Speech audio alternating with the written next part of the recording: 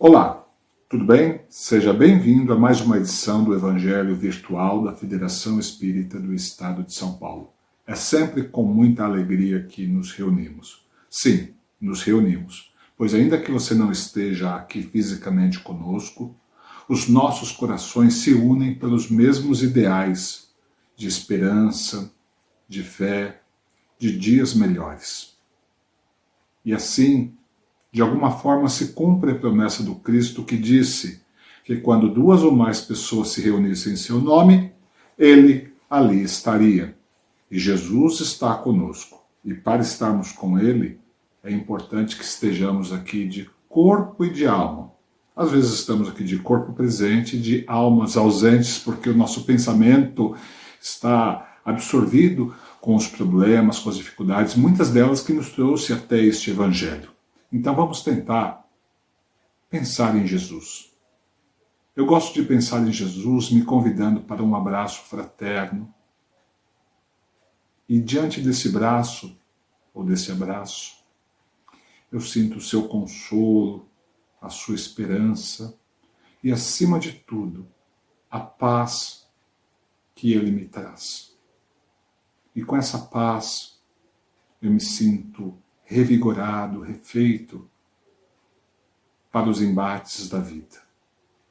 Que Jesus encontre em nossos corações a sintonia, a reciprocidade, para que tudo isso se faça presente nas nossas existências. Que assim seja, graças a Deus. Hoje trataremos do Evangelho segundo o Espiritismo, codificado por Allan Kardec, que está no capítulo 27. Vamos tratar dos itens de 18 a 22. O item 17 fala sobre a prece. Os itens em questão que estamos tratando, do 18 ao 22, fala sobre a prece pelos mortos e pelos espíritos sofredores. Esse tema pode ser encontrado no Evangelho segundo o Espiritismo, que é esse livro que pode ser facilmente encontrado na maioria das livrarias. Convido a ler, vale muito a pena. Vamos iniciar aqui a nossa reflexão. Oração pelos mortos e pelos espíritos sofredores.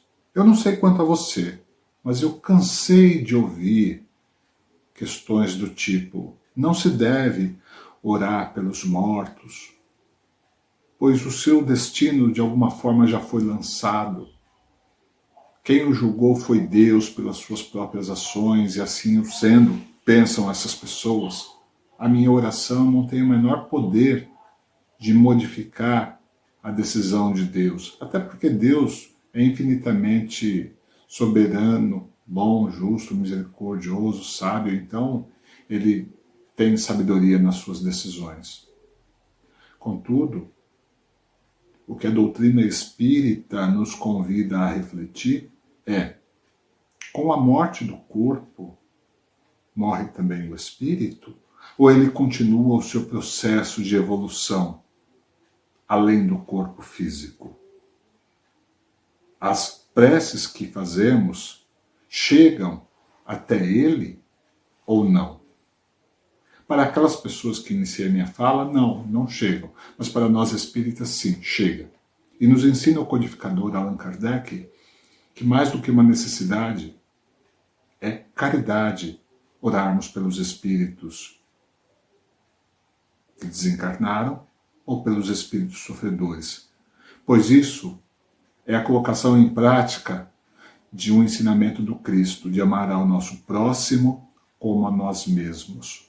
E se temos a consciência de que a vida continua depois do perecimento do corpo, é natural que busquemos um lenitivo para as nossas almas, e para as almas destas pessoas que podem ou não ser nossos entes queridos, para que elas recebam de cada um de nós um bálsamo, um consolo, uma esperança, que elas não se sintam abandonadas, para que elas se sintam queridas, para que elas se sintam verdadeiramente amadas. E, por intercessão desse sentimento, que elas possam refazer os seus pensamentos em torno do erro ou do mal que tenham praticado, redirecionando os seus novos passos. Portanto, a prece tem para com essas criaturas um poder de incentivar a renovação dos seus pensamentos e possibilitar o arrependimento para que ela possa se redirecionar na sua vida perante a sua jornada evolutiva. O mesmo se aplica aos espíritos sofredores. Então, independentemente da convicção de fé, de crença religiosa de quem pensa em sentido contrário, não temos a pretensão e o mérito de discutir essa questão. Apenas de que, enquanto cristãos, porque o espírita, acima de tudo, é um cristão, nós temos que aprender a exercitar a caridade em relação aos nossos familiares desencarnados, ou os nossos amigos, ou pura e simplesmente dos desencarnados. Isto é um gesto de caridade, isto é um gesto de amor. Significa que essas pessoas permanecem vivas ainda em nossos corações, recebendo de cada um de nós realmente o incentivo para continuarem a sua caminhada. Me permita fazer uma comparação. Imagina que você tem um ente querido, muito amado, um irmão, uma mãe, um pai, um filho, enfim, um ser querido, que por circunstâncias quaisquer tenha errado, tenha sido julgado e condenado. E estando condenado, sem direito a perdão, portanto, sem ter o poder de recorrer dessa sentença, ele está preso. Eu lhe pergunto, se ele tiver com sede, você se sentirá confortável levando um copo d'água?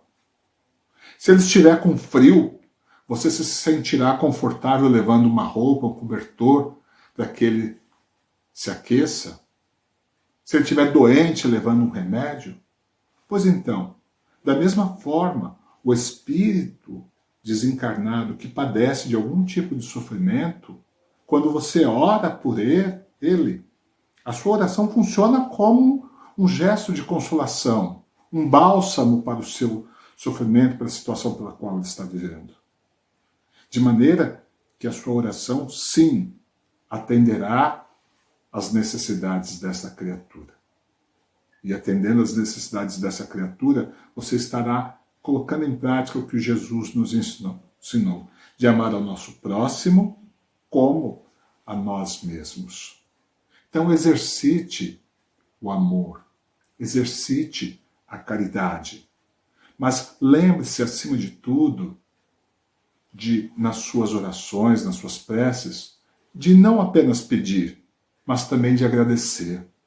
Agradecer pela oportunidade que você teve de compartilhar com este ente querido, com esta pessoa, a existência aqui neste planeta.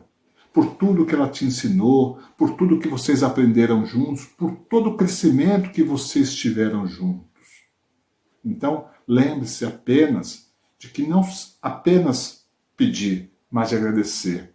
Agradecer a Deus pelo dom da vida que se renova em cada amanhecer, que se renova em cada dia como uma nova oportunidade de colocarmos em prática o que o Jesus, o Cristo, nos ensinou, sobre a necessidade de amarmos ao nosso semelhante como a nós mesmos. Então, se eu puder lhe dar um conselho, o conselho que eu te daria agora é: diga às pessoas que convivem com você hoje o quanto elas são especiais, o quanto você a ama, para que você não precise, depois que elas estiverem na pátria espiritual, pedir a Deus que o faça. Abrace, beije, sinta as pessoas que você ama, hoje e agora. Muita paz, que Deus nos proteja, nos ampare, e até o nosso próximo encontro no Evangelho Virtual da Federação Espírita.